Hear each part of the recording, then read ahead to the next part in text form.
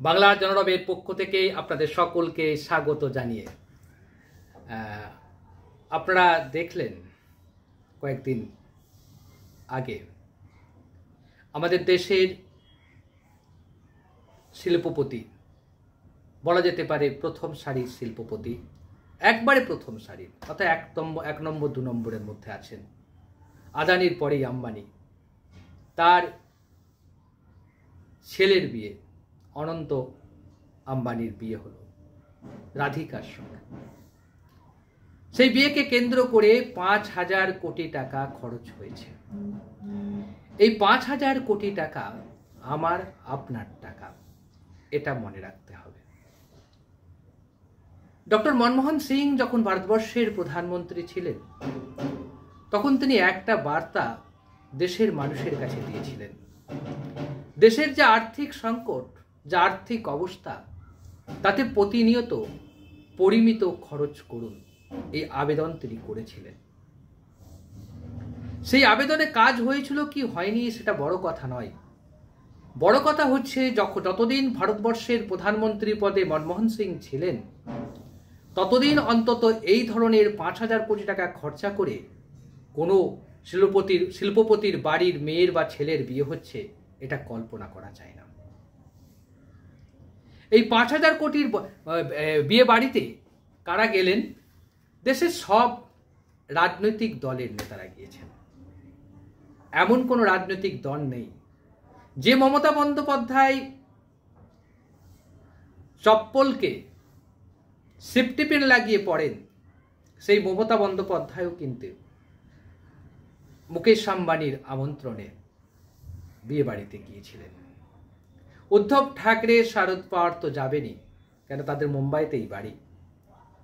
গিয়েছিলেন নরেন্দ্র মোদী। নরেন্দ্র মোদী মন্ত্রিসভার একাধিক সদস্য। একজনকেও প্রশ্ন করতে দেখলাম না, যেখানে দেশের আর্থিক অবস্থা খুব একটা ভালো নাই, যেখানে এখনো কোটি কোটি বেকার, যেখানে 85 কোটি মানুষকে বিনামূল্যে রেশন দিতে হচ্ছে ভারত সরকারকে, সেই রাষ্ট্রের একজন শিল্পপতির ছেলের বিয়েতে 5,000 কোটি টাকা খরচ হচ্ছে বলে খবরের কাগজের সংবাদে খবর, এ নিয়ে কিন্তু কেউ মন্তব্য করলেন না। মনমোহন সিং বলেছিলেন, এখন হেদায়েত দেওয়ার কোনো লোক আমরা খুঁজে পেলাম না। নরেন্দ্র মোদী গেলেন, লালু প্রসাদ যাদব এলেন, অখিলেশ যাদব এলেন, ভারতবর্ষের প্রায় সমস্ত রাজ্যের মুখ্যমন্ত্রী এলেন না কে? রাহুল গান্ধী এলেন না? রাহুল গান্ধী। যারা এসেছিলেন তাদের কাউকেই কিন্তু মুকেশ আম্বানি নিমন্ত্রণ করতে বাড়িতে যায়নি। মমতা বন্দ্যোপাধ্যায়ের বাড়িতেও আসেননি মুকেশ আম্বানি নিমন্ত্রণ করতে, লালুরও বাড়িতে যাননি, এমনকি ভারতবর্ষের প্রধানমন্ত্রী নরেন্দ্র মোদীর বাড়িতে গিয়েও মুকেশ আম্বানি নিমন্ত্রণ করতে যাননি তার ছেলের বিয়েতে যাওয়ার জন্য। হয়তো টেলিফোনে বলেছেন, হয়তো বা কার্ড পাঠিয়েছেন, প্রতিনিধি পাঠিয়েছেন, কিন্তু যাকে নিমন্ত্রণ করার জন্য মুকেশ আম্বানি নিজে হাজির হয়েছিলেন 10 নম্বর জনপথ রোডে, তিনি কিন্তু যাননি। শুধু তিনি নয়, মুকেশ আম্বানি নিমন্ত্রণ করেছিলেন যেমন রাহুলকে, একইভাবে সোনিয়া গান্ধীকে, একইভাবে প্রিয়াঙ্কা গান্ধীকে, যাননি। গান্ধী পরিবারের কাউকে দেখা গেল না মুকেশ আম্বানির ছেলের বিয়েতে। কেন? প্রশ্ন এখানে কেন? দেশের তাবড় রাজনৈতিক দল, কি শাসক দল কি বিরোধী দল, সব দলের নেতারা, প্রথম সারির নেতারা যখন হাজির মুকেশ আম্বানির ছেলের বিয়েতে, হুল্লোড়ে, আনন্দে, আমেজে মশগুল, ঠিক তখনই রাহুল গেলেন না কেন? প্রশ্ন এখানে। প্রশ্ন আরেকটাও আছে, মুকেশ আম্বানি কেন সব নেতাদেরকে টেলিফোনে আমন্ত্রণ করলেও, কার্ড পাঠিয়ে আমন্ত্রণ করলেও, প্রতিনিধি পাঠিয়ে আমন্ত্রণ করলেও, কেন গান্ধী পরিবারের বাড়িতে, সোনিয়া গান্ধীর বাড়িতে গিয়ে মুকেশ আম্বানি আমন্ত্রণ জানালেন? প্রশ্ন এখানে মুকেশ আম্বানি নিজে যাওয়া সত্ত্বেও কেন গান্ধী পরিবারের কোনো সদস্য মুকেশ আম্বানির ছেলের বিয়েতে এলেন না? 5,000 কোটি টাকার এলাহি আয়োজনে কেন শরিক হলেন না রাহুল গান্ধী সহ গান্ধী পরিবারের কেউ? কয়েক মাস আগে প্রিয়াঙ্কা গান্ধী একটি সভাতে বলেছিলেন, ভারতবর্ষের সব রাজনৈতিক দলের নেতারা বিক্রি হয়ে গেছে আরবপতিদের কাছে, শিল্পপতিদের কাছে। বিক্রি হয়নি আমার ভাইয়া, আমার ভাই রাহুল গান্ধী। প্রমাণ করলেন রাহুল কোনো শিল্পপতির কাছে তিনি বিক্রি হননি। দ্বিতীয়ত, রাহুলের এই না যাওয়াটার কি প্রভাব পড়বে ইন্ডিয়া জোটে? কারণ ইন্ডিয়া জোটের সব সদস্যই তো গিয়েছিলেন আম্বানির ছেলের বিয়েতে, রাহুল যাননি। রাহুল কি এক ঘরে হয়ে গেলেন? এগুলো সবই আমরা বিশ্লেষণ করব। আপনারা ধৈর্য ধরে শুনুন, রাহুল কেন গেলেন না, রাহুলকে নিমন্ত্রণ করতে কেন গেলেন মুকেশ আম্বানি। আপনাদের মনে আছে যে ভোটের আগে, ভোট চলাকালীন সময়ে তেলেঙ্গানার একটি সভায় গিয়ে নরেন্দ্র মোদী বলেছিলেন যে টেম্পুই করে করে টাকা পাঠিয়েছে আম্বানি আর আদানি রাহুল গান্ধীর বাড়িতে। তাই রাহুল গান্ধী আদানি আম্বানি সম্পর্কে চুপ করে গেছেন।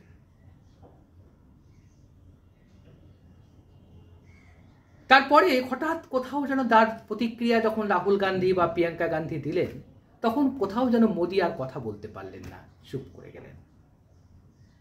মুকেশ আম্বানির বিয়ে বাড়িতে সবাই যাবেন জানতেন, কিন্তু গান্ধী পরিবারের সদস্যদের আমন্ত্রণ করার জন্য মুকেশ আম্বানি গেলেন রাহুলের বাড়িতে, সোনিয়ার বাড়িতে। কেন গেলেন? কেন রাহুল কিংবা গান্ধী পরিবারের কোনো সদস্যকে যদি এই বিয়ে বাড়িতে সামিল করা যেত, তাহলে এই চক্রব্যূহের মধ্যে রাহুল পড়ে যেতেন। গত লোকসভা নির্বাচন থেকে শুরু করে তার আগে পর্যন্ত ভারত জোড়ো ন্যায় যাত্রা এবং ভারত জোড়ো যাত্রাতে রাহুল গান্ধী যে ইমেজ তৈরি করেছেন ভারতবর্ষের মানুষের কাছে, যে ইমেজ, সেই ইমেজে দেখা দিয়েছে তিনি এদেশের 140 কোটি মানুষের সঙ্গেই আছেন, শুধু 22 জন কোটিপতির সঙ্গে নেই। 22 জন শিল্পপতিকে বাদ দিয়ে, কর্পোরেট হাউসকে বাদ দিয়ে তিনি সবার সঙ্গে আছেন। এই বার্তা তিনি দিয়েছিলেন ভারত জোড়ো যাত্রায়, এই বার্তা তিনি দিলেন ভারত জোড়ো ন্যায় যাত্রায়। মুকেশ আম্বানিদের চক্রান্ত ছিল, মুকেশ আম্বানিদের সিদ্ধান্ত ছিল, রাহুল গান্ধীকে যদি কোনো ক্রমে আম্বানিদের বিয়ে বাড়িতে আনা যেতে পারে বা গান্ধী পরিবারের কাউকে যদি আনা যেতে পারত, তাহলে এটা প্রমাণ হতো অন্যান্য রাজনৈতিক দলের সঙ্গে রাহুলের বা গান্ধী পরিবারের কোনো তফাৎ নেই। অর্থাৎ রাহুল গান্ধী মুখে যা বলেন, মুখে সাধারণ মানুষের কথা বলেন, গরিব মানুষের হাতে টাকা তুলে দেওয়ার কথা বলেন, কোটি কোটি লোক লাখপতি করার কথা বলেন, কিন্তু আসলে তিনিও কর্পোরেটের কাছে পড়ে থাকেন। কর্পোরেটদের সঙ্গে তারও দোস্তি আছে, তারও সম্পর্ক আছে। এটা প্রমাণ করার জন্যই মুকেশ আম্বানি নিমন্ত্রণ করতে গিয়েছিলেন সোনিয়া গান্ধীর কাছে। সোনিয়া গান্ধীর কাছে নিমন্ত্রণ করতে গেলেও ওখান থেকে ঢিলছোড়া দূরত্বে প্রধানমন্ত্রী থাকেন, প্রধানমন্ত্রীর বাড়িতে তিনি দেখা করতে যাননি মুকেশ আম্বানি। যেন তেন প্রকারণে রাহুলকে নিয়ে আসতে হবে মুকেশ আম্বানির বিয়ে বাড়িতে। সেই জন্য মুকেশ আম্বানির মতো ব্যস্ততম শিল্পপতি সোনিয়ার কাছে গিয়েছিলেন, কিন্তু শূন্য হাতে ফিরলেন। এখন প্রশ্ন, সব ইন্ডিয়া জোটে সবাই যখন গেছেন, রাহুল গেলেন না, বোকামি করলেন? বোকামি করেছেন কি চালাকি করেছেন কি তার বিজ্ঞ রাজনীতির পরিচয় দিয়েছেন, সেটা বোঝা যাবে কয়েক মাস পরেই। এটা মনে রাখবেন, রাহুল গান্ধী যে ইমেজ তৈরি করলেন, খানিকটা ইন্দিরা গান্ধীর ইমেজ। আপনারা অবাক হয়ে যাবেন, ইন্দিরা গান্ধী যখন ব্যাংক জাতীয়করণ করেছিলেন, তখন অনেক কংগ্রেস নেতা ভেবেছিলেন ইন্দিরা গান্ধীর পতন হয়ে যাবে, হয়নি। ইন্দিরা গান্ধী যেদিন রাজন্য ভাতা বিলোপ করেছিলেন সেদিন অনেক মানুষ অনেক কংগ্রেস নেতা ভেবেছিলেন ইন্দিরা গান্ধীর পতন হয়ে যাবে, হয়নি, জনপ্রিয়তা বৃদ্ধি পেয়েছে। ইন্দিরা গান্ধী যেদিন কয়লা খনিগুলোকে জাতীয়করণ করেছিলেন সেদিকে অনেকেই ভেবেছিলেন কর্পোরেটের সঙ্গে ঝগড়া, ব্যবসায়ীদের সঙ্গে বিতর্কে জড়ালেন, ব্যবসায়ীদের সঙ্গে সংঘাত করলেন, ইন্দিরা টিকতে পারবেন না, টিকেছিলেন। রাহুল গান্ধী গোটা দেশ জুড়ে যে ইমেজ তৈরি করেছেন, আমি তোমাদের লোক, আমি গরিবের লোক, আমি রাজমিস্ত্রির লোক, আমি শ্রমিকের লোক, আমি কৃষকের লোক, আমি সংখ্যালঘুদের লোক, আমি দলিতের লোক, আমি উচ্চবর্ণের লোক, আমি নিম্নবর্ণের লোক, আমি সবার লোক। রাহুলের যে ইমেজ, সেই ইমেজটা মুকেশ আম্বানির ছেলের বিয়েতে না যাওয়াই আরও বেড়ে গেল। নরেন্দ্র মোদী হয়তো ভাবছিলেন যে কোনো ক্রমে গান্ধী পরিবারের কাউকে আনতে পারলে লোকসভায় দাঁড়িয়ে আমি আঙুল তুলে বলতে পারতাম, হে রাহুলজি, আপনি তো অনেক বড় বড় কথা বলছেন, কিন্তু তার বিয়ে বাড়িতে তো খেতে চলে গিয়েছিলেন, এখন আর বলার জায়গা পাবে না। রাহুল গান্ধী যখন বিরোধী দলের নেতা হিসাবে সংসদে দাঁড়িয়ে আদানি আম্বানিদের বিরুদ্ধে কথা বলবেন, তাদেরকে রাষ্ট্রীয় সম্পদ তুলে দেওয়ার বিরুদ্ধে কথা বলবেন, তখন নরেন্দ্র মোদীকে তাকাতে হবে, নরেন্দ্র মোদীকে ভাবতে হবে রাহুল সম্পর্কে কিছু বলতে গিয়ে। আর এটাও ভাবতে হবে মমতা থেকে শুরু করে অখিলেশ যাদব প্রত্যেকেই কোথাও যেন একটি অপরাধ বোধে ভুগবেন।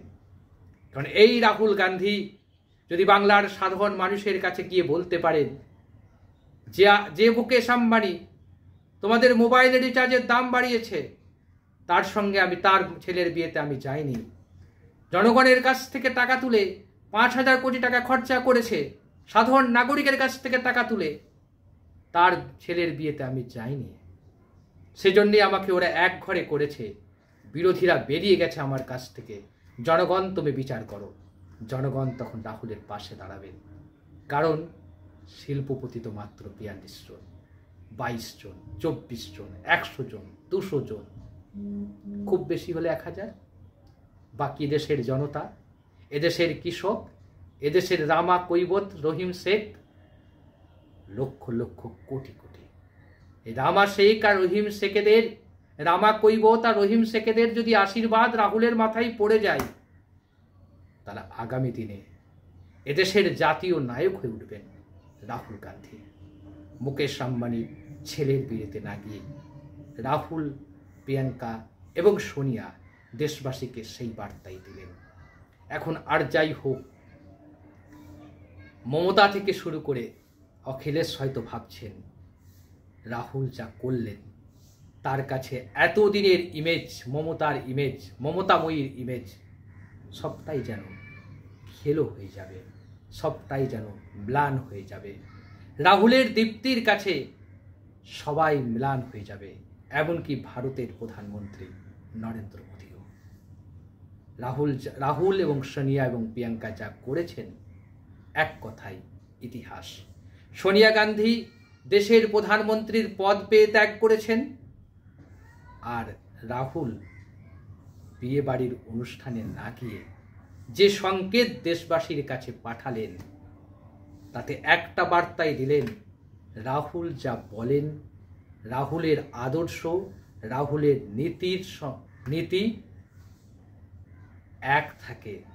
আদর্শ এবং আদর্শের সঙ্গে সংঘাত হলে তিনি কোথাও কোনো সময় আপোষ করবেন না। এটাই রাহুলের বৈশিষ্ট্য, এখানেই রাহুলের ভবিষ্যৎ। অমর্ত্য সেন খুব দামি কথা বলেছেন, রাহুল এই মুহূর্তে পরিপক্ক রাজনীতিবিদে পরিণত হয়েছে, একজন ভালো রাজনীতিবিদে পরিণত হয়েছেন, দেশের মানুষের কথা চিন্তা করছেন। অমর্ত্য সেন বলেছেন যে বিরোধী দলের নেতা হিসাবে রাহুল গান্ধী নিজেকে এমন জায়গায় তুলে ধরবেন, আগামী দিনে মনমোহন সিংকেও ছাপিয়ে যেতে পারেন। সফল প্রধানমন্ত্রী কিন্তু মনমোহন সিং নিঃশব্দে বিদায় নিয়েছেন ভারতের রাজনীতি থেকে। তাকে নিয়ে আরেকদিন একটা প্রোগ্রাম করার ইচ্ছা আছে।